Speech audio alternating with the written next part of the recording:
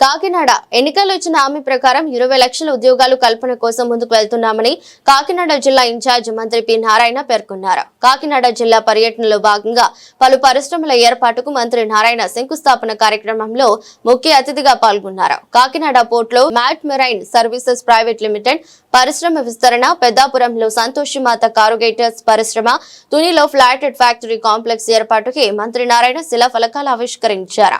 మంత్రి నారాయణతో పాటుగా ఎంపీ ఉదయ్ శ్రీనివాస్, జిల్లా collector Shanmohan, MLA Kondababu, MLC లుకారి పద్మశ్రీ, పేరాబత్తుల రాజశేఖర్, ఇతర ప్రజా ప్రతినిధులు, అధికారులు హాజరయ్యారు. అనంతరం నారాయణ మీడియాతో మాట్లాడుతూ కాకినాడ జిల్లాలో పరిశ్రమల అభివృద్ధికి అనేక అవకాశాలు ఉన్నాయని, కాకినాడ పోర్టు అభివృద్ధికి అన్ని చర్యలు తీసుకుంటామని తెలిపారు.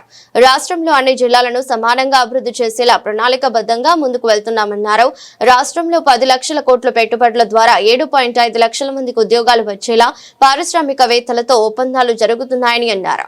సీఎం చంద్రబాబు, మంత్రి లోకేష్ కూడా పెట్టుబడుల కోసం విదేశాలకు వెళ్లి వచ్చారని ఈ సందర్భంగా ఆయన తెలిపారు.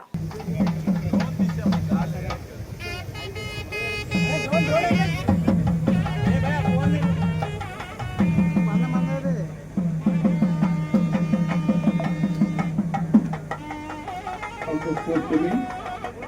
I had an occasion to talk to him. He also told me very clear, from here we are going to export. Minority Welfare Day. Shri Maulana Abul Kalam Azad వారి చిత్రపటానికి పుష్పమాలంకరణ చేస్తున్నారు. India's first minister of education.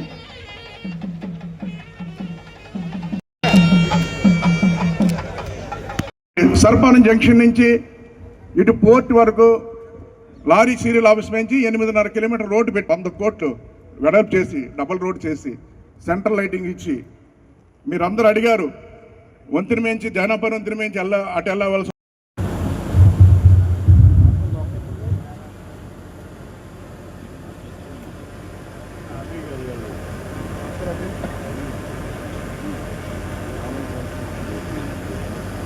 Now I request to see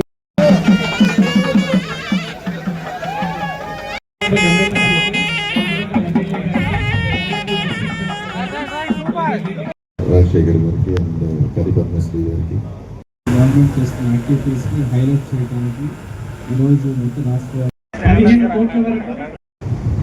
ఈరోజు బ్రహ్మాండంగా ఇటు వచ్చేస్తారు. కానీ first చూసేది ప్రశాంతమైన వాతావరణాన్ని. నేను కూడా అనేక దేశ విదేశాలు తిరిగాను. ఈ మధ్య సౌత్ కొరియా పోయించాను ఇండస్ట్రీస్ కోసం, దుబాయ్ పోయించాను. వాళ్ళు ఫస్ట్ మాట్లాడుతున్నది ఇదే. గత 5 సంవత్సరాల్లో ఏ రోజు చూసినా ఆంధ్రప్రదేశ్లో ఎవరో ఒకరిని అరెస్ట్ చేయటం, జైల్లో పెట్టడం, ఈ హరాస్మెంట్లు ఉన్నాయి. అందువల్ల మేమంతా రాలేదు. ఇదే మాట ఎక్కడికి పోయినా. అయితే ఈరోజు మన ముఖ్యమంత్రి గారి మీద వారికి ఎంతో నమ్మకం ఉంది. వాళ్ళందరూ కూడా ఈరోజు ముందుకు వస్తున్నారు. అందుకని 16 నెలల్లో, కేవలం 16 నెలల్లో ఎలక్షన్స్ ముందు ఎన్డీఏ ప్రభుత్వం ఏదైతే మాట ఇచ్చిందో కనీసం 20 లక్షల ఉద్యోగాలు యువతకి ఏర్పాటు చేస్తామని అటు ప్రైవేట్లో కావచ్చు, ఇటు గవర్నమెంట్లో కావచ్చు అని ఏదైతే మాట ఇచ్చిందో ఆ మాట ప్రకారం గౌరవనీయ ముఖ్యమంత్రి గారు వారికి ఉన్న అపారంతో అనేక దేశ విదేశాలకు వచ్చారు. అదేవిధంగా ఈడీపీ తరఫున యువనాయకుడు లోకేష్ కూడా అనేక దేశ విదేశాలకు వచ్చారు. వాళ్ళు పోవటమే కాకుండా మంత్రులందరూ కూడా ఒక్కొక్కరికి 2-3 దేశాలకు పంపించి వాటిని ఫాలోఅప్ చేసుకురమ్మన్నారు. ఆ విధంగా చేయటం వల్ల కేవలం 16 నెలల్లో 9 లక్షల పైగా పెట్టుబడులతో అగ్రిమెంట్లు అయినాయి. 9 లక్షల పైగా. ఆ 9 లక్షలు ఇండస్ట్రీస్ అన్ని వస్తే 7 లక్షల మంది పైగా యువతలకి ఉద్యోగాలు వస్తాయి. ఇది కేవలం 16 నెలల్లో, అది కేవలం ముఖ్యమంత్రి గారి మీద ఉన్న నమ్మకంతోనే ఆ పెట్టుబడులు వచ్చినాయి. ఇలా ఈరోజు ఈ ఎన్డీఏ ప్రభుత్వం ఎక్కువ ప్రయారిటీ అటు సంక్షేమానికి, ఇటు అభివృద్ధికి. ఎందుకంటే 2 ఉండాలి. పేదలు నిరుపేదలు ఎవరైతే ఉన్నారో పేదలు నిరుపేదలకి ఒక చేయుతనిస్తూ కొంత సంక్షేమాలు చేయాలి. సపోర్ట్ చేయకుండా ఉంటే వాళ్ళు మరీ చిరిగిపోతారు. అందుకనే ఎలక్షన్స్ ముందు ఏదైతే చెప్పారో తూచా తప్పకుండా ఈరోజు పెన్షన్స్ 3,000 నుంచి 4,000 చేశారు. వికలాంగులకు 6,000 చేశారు. బెడ్ మీద ఉండి పైకి లేలేకుండా ఉంటాడు 15,000 చేశారు. కిడ్నీ క్రానిక్ పేషెంట్స్ 10,000 ఇవన్నీ చేశారు. అదేవిధంగా మహిళలకి 3 ఉచిత సిలిండర్లు, మహిళలకి బస్సుల్లో ఉచిత ప్రయాణం, అదేవిధంగా తల్లికి వందనం కింద ఒకే రోజు 10,000 కోట్లు వేస్తారు. ఒకే రోజు 67 లక్షల మంది విద్యార్థులు. అదేవిధంగా రైతు సోదరులకు ఏదైతే మాట ఇచ్చారో ఫస్ట్ ఇన్స్టాల్మెంట్ కింద 63 లక్షల మందికి యాక్చువల్గా ఇవ్వడం జరిగింది. ఇవన్నీ కొంత సపోర్ట్ చేయాలా పేదలు నిరుపేదలకు అని. అయితే సపోర్ట్ ఒక్కటే కాదు, మన యువతకి మన పిల్లల భవిష్యత్తు బాగుండాలంటే ఇండస్ట్రీస్ రావాలా. ఇండస్ట్రీస్ రాకుంటే డెవలప్ కాదండి. ఏ కంట్రీ అయినా తీసుకోండి, ఎక్కడైతే ఇండస్ట్రీస్ వచ్చినాయో ఆ కంట్రీ డెవలప్ అయింది. అందుకనే ముఖ్యమంత్రి గారు దానికి హై ప్రయారిటీ ఇస్తూ ఈరోజు 2014-19లో ఈజీ ఆఫ్ డూయింగ్ బిజినెస్ అని పెట్టారు. 14-19లో ఈజీ ఆఫ్ డూయింగ్, అట్లాంటిది ఈసారి స్పీడ్ ఆఫ్ డూయింగ్ బిజినెస్ అని చేశారు. ఈజీ ఆఫ్ డూయింగ్ కాదు, ఎవరన్నా వ్యాపారస్తులు కావాలని వస్తే స్పీడ్ ఆఫ్ బిజినెస్గా చేయాలి అధికారులను. ఈరోజు స్పీడ్ ఆఫ్ బిజినెస్ అని పెట్టి ముఖ్యమంత్రి గారే స్వయముగా దాన్ని ఫాలోఅప్ చేస్తున్నారు. అందువలన ఈరోజు 9 లక్షల కోట్ల పైగా ఈరోజు పెట్టుబడులు మన రాష్ట్రానికి అగ్రిమెంట్లు అయినాయి.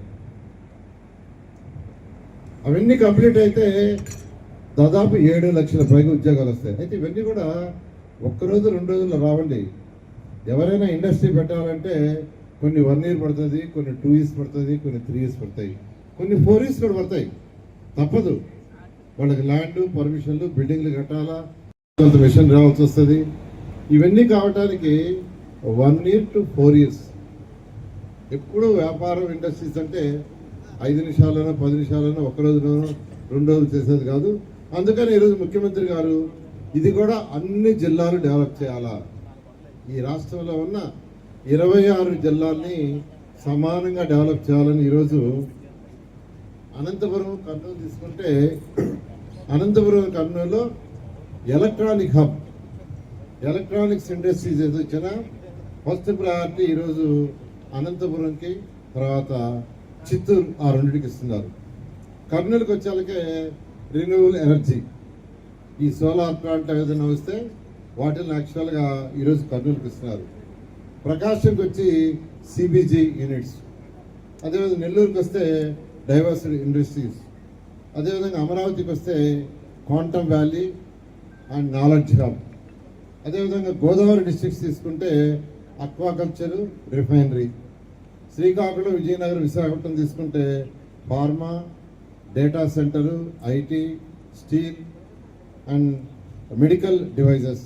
ఈ విధంగా వీటిలన్నింటి క్లస్టర్స్ చేసి క్లస్టర్స్ వైజ్ ఏదైతే ఇండస్ట్రీస్ వస్తున్నారో ఆ ఇండస్ట్రీస్కి అక్కడికి వచ్చేదిగా. ఎందుకు సార్ ఆ విధంగా అంటే వాళ్ళకి ఆ వసతులు కల్పించాలి. ఫర్ ఎగ్జాంపుల్ ఫార్మాస్యూటికల్స్ పెట్టాలంటే ఎక్కడంటే అక్కడ పెడితే కుదరదు. ఒకే దగ్గర పెడితే వాళ్ళకి కావాల్సిన ఇన్ఫ్రాస్ట్రక్చర్ మనం ఇవ్వాలి ప్రభుత్వం. ఎందుకంటే ఫార్మాస్యూటికల్స్లో మీకు తెలుసు వాళ్ళకి కావాల్సిన రోడ్స్ కావచ్చు, డ్రైన్స్ కావచ్చు, ట్రీట్మెంట్ ప్లాంట్స్ కావచ్చు, అవన్నీ చేయాలంటే అందుకని క్లస్టర్స్ వైజ్ చేసి ఈరోజు మన ప్రభుత్వం ముఖ్యమంత్రి గారు చేస్తున్నారు. అదేవిధంగా పాలసీలు అంటే వ్యాపారస్తులను అట్రాక్ట్ చేయడానికి భారతదేశంలో ఏ రాష్ట్రంలో ఎవరు ఇవ్వనంత విధంగా ఈరోజు పాలసీలు చేశారు. పాలసీలు అంటే వాళ్ళకి ఇచ్చే సబ్సిడీస్, రోడ్డు ఇచ్చడం కానీ, డ్రైన్ కానీ, వాటర్ కానీ, ఎలక్ట్రిసిటీలో సబ్సిడీస్ కానీ, ట్యాక్సీలో సబ్సిడీస్ కానీ చేయడానికి ఈరోజు ఇండస్ట్రీ పాలసీ తీసుకొచ్చారు. ఆ తర్వాత ప్రాసెసింగ్ యూనిట్స్గా పాలసీ తీసుకొచ్చారు. అదేవిధంగా ఎంఎస్ఎంఈ యూనిట్స్ పెట్టే వాళ్ళకి పాలసీ ఇచ్చారు. ప్రైవేట్ ఇండస్ట్రీస్ ఎవరైనా పెట్టుకుంటామంటే మేమే ఎంఎస్ఎంఈలు డెవలప్ చేస్తామంటే వాళ్ళకి పాలసీ తీసుకొచ్చారు. అదేవిధంగా టూరిజం పాలసీ, టూరిజంని డెవలప్ చేయాలి, ఉద్యోగాలు ఎక్కువ రావాలంటే టూరిజం. సింగపూర్ సిటీ తీసుకోండి, సింగపూర్ కంట్రీ, అది కంట్రీ 750 చదరపు కిలోమీటర్లు, మొత్తం ఆ కంట్రీ అంతా కలిస్తే 750 చదరపు కిలోమీటర్లు, 55 లక్షల జనాభా ఉంటారు. మన విశాఖపట్నం కార్పొరేషను 680 చదరపు కిలోమీటర్లు, అంటే దాదాపు రెండు ఒకటే. విశాఖపట్నం కార్పొరేషను సింగపూర్ కంట్రీ, కానీ ఈరోజు సింగపూర్ కంట్రీ వెరీ పవర్ఫుల్. కారణం ఏంటంటే వాళ్ళ పోర్ట్, వాళ్ళ ఆదాయం అంతా రెండే, ఒకటి పోర్టు, రెండోది టూరిజం. ఈ రెండే, ఇంక వేరేదేం లేదు. Tourism, port. కాబట్టి కాకినాడ కూడా తీసుకుంటే ఇప్పుడే మన శాసనసభ్యులు చెప్పారు, దీన్ని నిజంగా డెవలప్ చేసి ఇక్కడ వచ్చే ఇండస్ట్రీస్ని ఎంకరేజ్ చేస్తే బ్రహ్మాండమైన భవిష్యత్తు ఫ్యూచర్లో ఉంటుంది. ముఖ్యమంత్రి గారు కూడా అదే ఉద్దేశంతో దీన్ని డెవలప్ చేయాలని ఉండాలని మీకు తెలియజేస్తూ, ఈరోజు ఈ యొక్క కార్యక్రమానికి అన్ని జిల్లాల్లో అన్ని కాన్స్టిట్యున్సీలో ఈ యొక్క శంకుస్థాపనలు ఇనాగ్రేషన్ చేస్తున్నారు. కాకినాడ తీసుకుంటే ఇప్పుడు కాకినాడలో Mat Marine Services Private Limited వారు ట్రక్స్, ఓడలు మరియు బార్జీలు వాటిని నిర్మిస్తున్నారు. దానికి 100 కోట్ల రూపాయలు వాళ్ళు ఖర్చు పెట్టేటట్టుగా టీపీఆర్ ఇచ్చారు. దాదాపు 300 మందికి అందులో ఉద్యోగ కల్పన కలుగుతుంది. అదే ముఖ్యం. 300 మంది వ్యక్తులకి ఉద్యోగాలు వస్తాయి. అదేవిధంగా సంతోష్ కారిగేటర్స్ ప్రైవేట్ లిమిటెడ్ తీసుకుంటే అట్టలు పెట్టే ఫ్యాక్టరీని ఒకదాన్ని యాక్చువల్గా పెద్దాపురంలో 51 కోట్లతో యాక్చువల్గా నిర్మిస్తున్నారు. దాంట్లో 110 మందికి యాక్చువల్గా ఉద్యోగాలు వస్తాయి. అదేవిధంగా ఈరోజు శంకవరము, తుని ఈ రెండిట్లో కూడా 2 ఫ్లాటెడ్ ఫ్యాక్టరీ కాంప్లెక్సెస్. అంటే రూరల్లో అయితే సైట్స్ ఎక్కువ ఉంటాయి కాబట్టి హారిజాంటల్గా కన్స్ట్రక్షన్ చేసుకుంటారు.